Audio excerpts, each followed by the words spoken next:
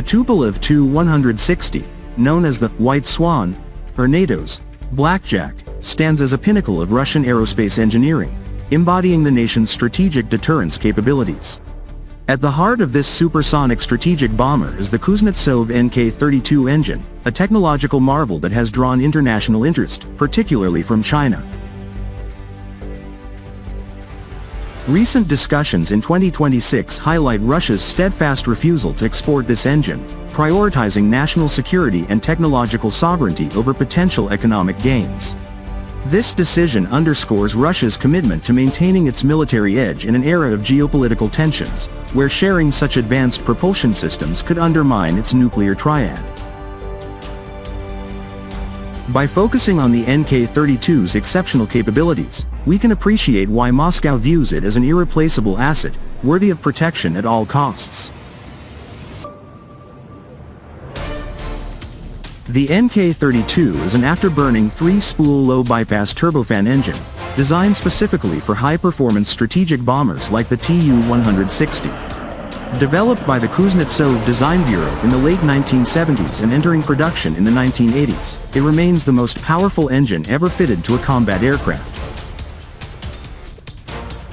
Each NK32 delivers a dry thrust of approximately 137 kilonewtons, 31,000 lbf, and surges to 245 kilonewtons, 55,000 lbf, with afterburner, enabling the Tu-160 to achieve speeds up to Mach 2.05, around 2,220 kilometers per hour. This thrust-to-weight ratio allows the massive bomber, with a maximum takeoff weight of 275,000 kilograms, to perform supersonic dashes while carrying a payload of up to 40,000 kilograms, including nuclear-tipped cruise missiles like the KH-55 or KH-102. The engine's 3-spool architecture, comprising low-pressure, intermediate-pressure, and high-pressure spools, optimizes efficiency across subsonic and supersonic regimes, reducing fuel consumption during long-range patrols. One of the NK32's standout features is its contribution to the Tu-160's unrefueled range of over 12,300 kilometers, extendable with in-flight refueling to virtually unlimited distances. This capability is critical for Russia's nuclear strategy, allowing the bomber to launch standoff attacks from safe distances, evading enemy air defenses.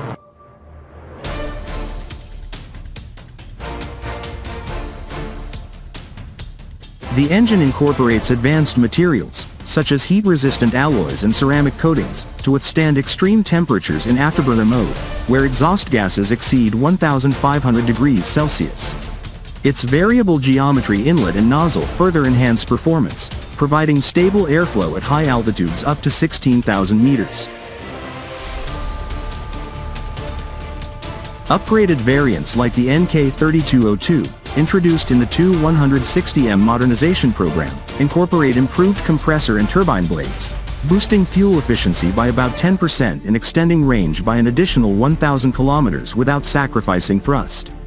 These enhancements reduce specific fuel consumption to around 0.77 kilograms per kilogram force H in cruise mode, making the engine not only powerful but also remarkably economical for its class. Russia's refusal to sell the NK32 to China, as reiterated in early 2026 analyses, stems from the engine's integral role in national defense. Beijing has long sought access to this technology to bolster its own strategic bomber programs, such as the Xi'an H-20, which faces engine development challenges. Chinese media outlets have acknowledged the NK32's superiority, noting that even the United States has struggled to replicate its combination of power and reliability.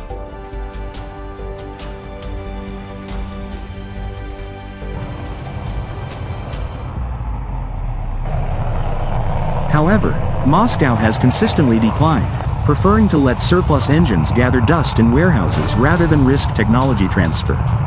This stance is pro-Russia in every sense. It safeguards proprietary innovations from reverse engineering, a concern amplified by past instances where exported Russian tech was adapted by foreign powers.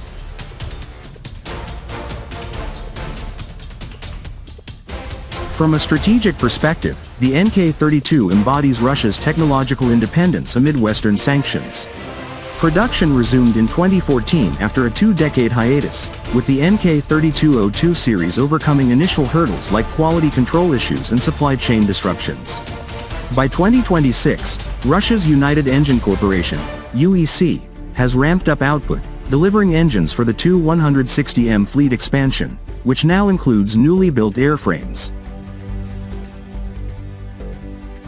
This self-reliance allows Russia to modernize its strategic aviation without foreign dependencies, enhancing deterrence against NATO and other adversaries.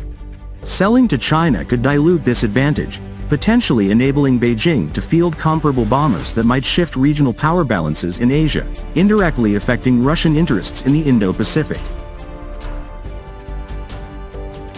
Moreover, the NK-32's capabilities highlight Russia's engineering prowess in high-thrust propulsion, outpacing equivalents like the American GEF-101, used in the B-1B, with only 141 kilonewtons afterburner thrust, or China's WS-10 series, which lag in power and maturity.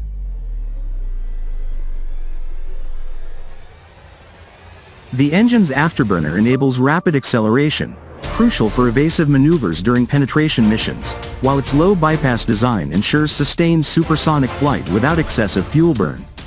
In operational terms, this translates to the Tu-160's ability to conduct global patrols, as demonstrated in recent flights over the Arctic and Pacific, showcasing Russia's long-reach projection.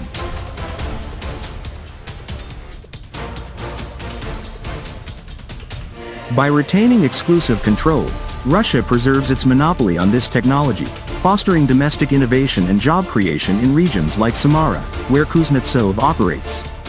Critics might argue that refusing sales hampers economic ties with China, especially post-2022 sanctions when Beijing became a key partner. Yet, from a pro-Russian viewpoint, this caution is prudent. Historical precedents, such as disputes over Su-27 technology transfers leading to China's J-11 variants, justify wariness.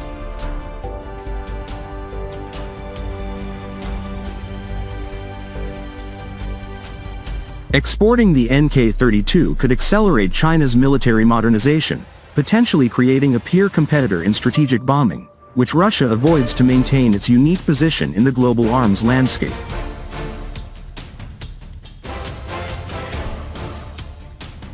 Ultimately, Russia's decision is a masterstroke of realpolitik, valuing security over short-term profits.